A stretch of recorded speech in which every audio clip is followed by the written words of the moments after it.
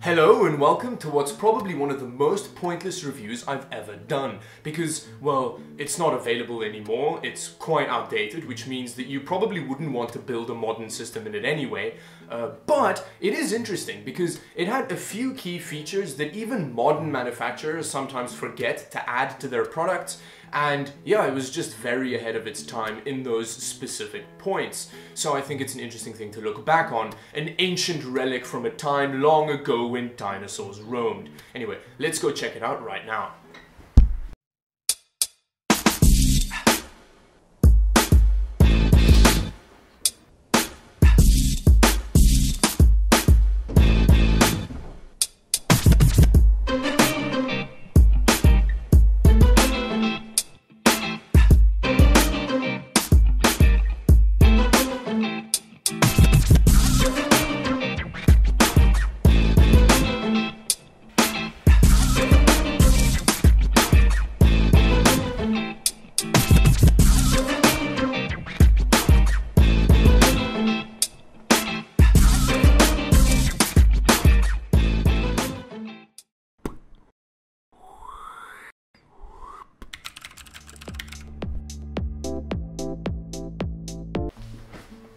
Okay, with that out the way, I just want to point out that I'm going to keep this video short because aside from the things that are interesting about the case, everything else about it is severely uninteresting. So I'm only going to focus on those things. It's not going to be like a review, more of an overview of the things that Antec got right with the case. Now let's start off with the front panel because it pretty much all seems to hinge around the front panel, and everything from the front back is kind of not nearly as interesting as the front because they got a lot right there. Now in the front panel, one of the most modern features that this case has is the fact that it has pretty much no front ventilation at all. It's a solid front panel with like a little bit of venting on the side, which is something that is very 2017 of Antec to do. What's really interesting about the way that this front panel works is how to get access to everything behind it. Because with most cases, even up to a lot of modern ones, one of the biggest issues is getting the front panel off and getting access to everything behind it. And Antec has made it very easy. There are these 3 easy to remove clips that you just press in and it kind of swings open on a hinge. But if that hinge doesn't give you enough access to the front, you just kind of lift it off and, well, no more front door, which is awesome. And then it's got dust filters on the front kind of 2 fan case fan parts. So it's got fan filters on the front case fans, but the actual hard drives are right behind that, so they've got the fans cooling the hard drives. And if you want access to the hard drives, you have to do it through the front, which usually causes massive heartache because you just think, oh, this is going to be a really difficult thing to get to. But all you need to do is undo these 2 kind of captive thumb screws, which are massive and really easy to get off. And again, they're captive, which is something that so many manufacturers don't do today. And it's so much easier to not have to worry about losing the screws. So you unscrew it and you open it and it swings open and you can get your hard drives out.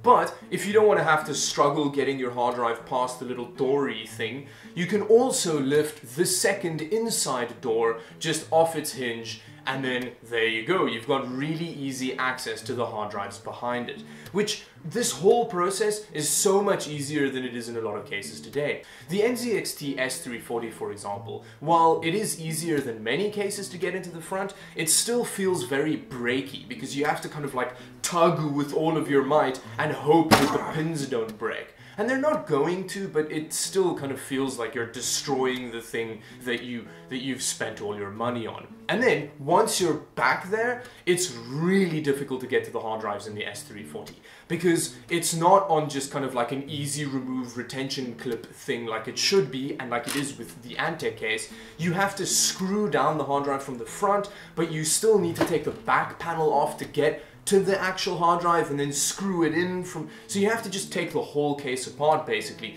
to just get a hard drive in and out. Whereas with this 10, 11-year-old Antec case, you just kind of pop a few buttons and you slide it out and it works, which is awesome. And then when moving to the side panels, they're also really easy to get off.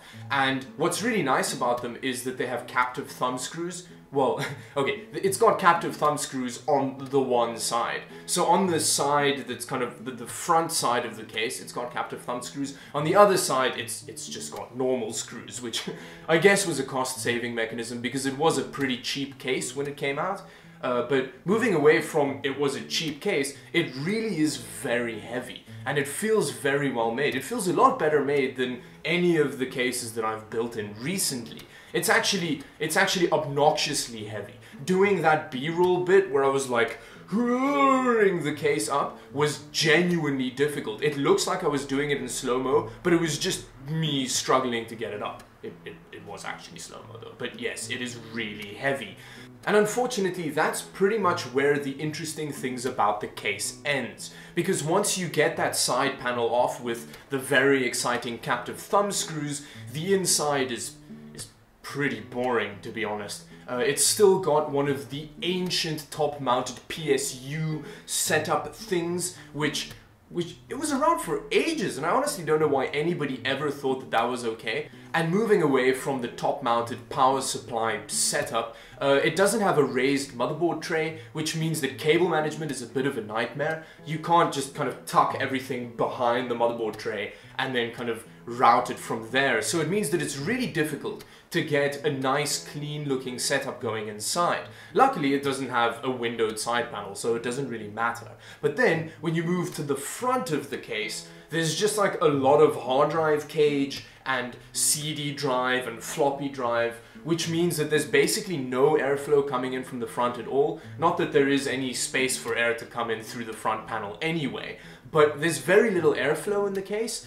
And it also means that it's very restrictive for GPU sizes. So you can't fit anything more than an ATX sized GPU in the PC. And actually, on that note, the motherboard that I have in the PC at this point isn't a fully extended ATX board. It's kind of one of those weird skinny ATX boards. And I think even with this skinnier motherboard in it, it's already really difficult to get all the cables and stuff in, and there's very little space as it is. So if you put a full-sized ATX motherboard in there, I think cable management is going to be even more difficult. So yeah, you can't really put a modern system in it, and that's the only reason that I'm leaving this kind of $14 PC in it. Everything apart from basically the front panel and the side panel is very, very dated, and it's very specific of cases that period. But when it came out, this was a pretty cheap case, and it was quite revolutionary because it was really well built and it offered a lot of functionality and a lot of ease of building that cases didn't offer back then, and some don't even offer today. Comment below and let me know what case you owned back in 2007 or 2006 when this case came out. I know that I had, it was some Gigabyte case, and I can't remember the name of it, to be honest. I'll superimpose an image of it over the screen. But it was a really good looking case. It had like the kind of fake aluminium front, but it had absolutely no airflow in it, like zero airflow. And I still had like an Intel stock cooler on my E6300. And yes, I just had such crazy heating issues. But one of the reasons that I bought this case, and one of the main selling points behind it, was the fact that Gigabyte also released this like liquid cooling kit that kind of was specifically designed for this case. It was like a single 120mm radiator that you would put on the back, and yeah, they were hugely excited about it, and I was hugely excited about it. And I was like, I'm gonna buy this case, and then I'm gonna save up for a little bit, and I'm gonna put that liquid cooling in this case, and I'm gonna be the coolest kid around. But then, as it usually works out with this kind of thing, because you're, you know, a 7th grader, you get the case and you obviously have no income, so you're never gonna save up for anything else to put in the PC. So I was just stuck with my overheating PC that kind of looked fairly nice, even though it was huge, absolutely massive. Anyway, let me know what cases you were rocking back in your youth. Thank you very much for watching. If you liked the video, do like and share with your friends if you think that they'd be interested in videos of cases that are completely pointless. And yes, subscribe to the channel for more pointless videos, and thank you very much for watching. Bye bye.